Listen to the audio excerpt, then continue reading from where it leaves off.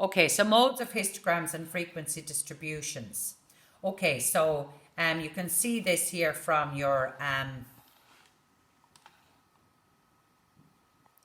frequency polygons, right? Okay, so this has one peak here. This one here has a couple of peaks here, and this one here has several peaks. So a histogram is said to be unimodal if the frequency polygon or the curve has a single peak, bimodal if it has two distinct peaks, and multimodal if there's more than two distinct peaks. So this is unimodal, one distinct peak. This is bimodal, it has two, and this is multimodal, it has more than two. So right, we're going to look at example 8. The following shows the results of 50 students in a biology test marked out of 100. And you're asked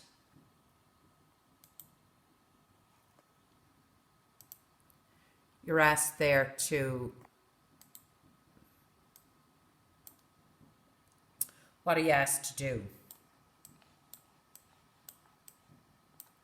Right, 50 students in a biology test marked out of 100. Draw the histogram and the frequency polygon of these results and comment on the mode. Okay, so you know how to do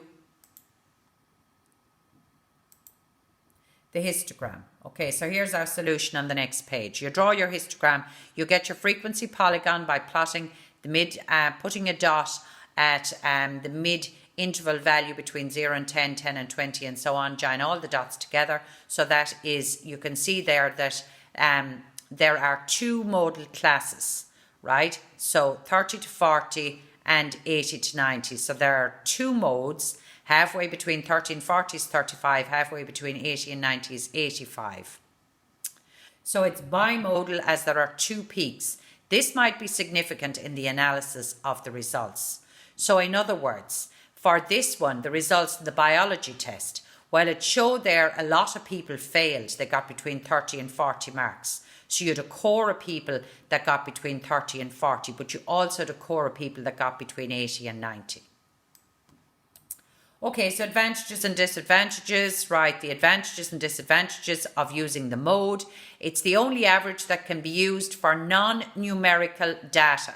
So when you've got categories, colours of cars, things like that, you have to use the mode. You cannot use, you can't get the mean of colours. You can't get the mean of any category.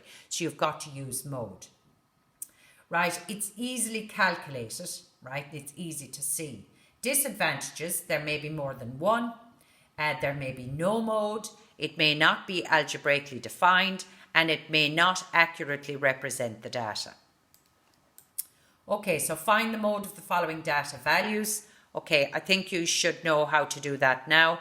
Your mode here for the following frequency distribution, write down the mode.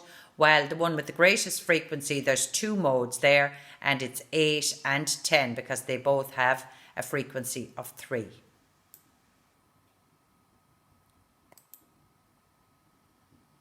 Right, so what I need you to do now is I need you to go on and try some of these for yourself.